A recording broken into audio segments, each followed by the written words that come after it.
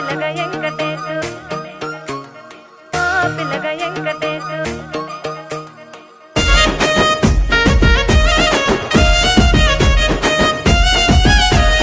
సితిరాల మనసు నాది చిన్నగా పోతుంటావో చూడక పోతుంటావో ఇంట్లో చిన్నదాన్ని నేను సితిరాల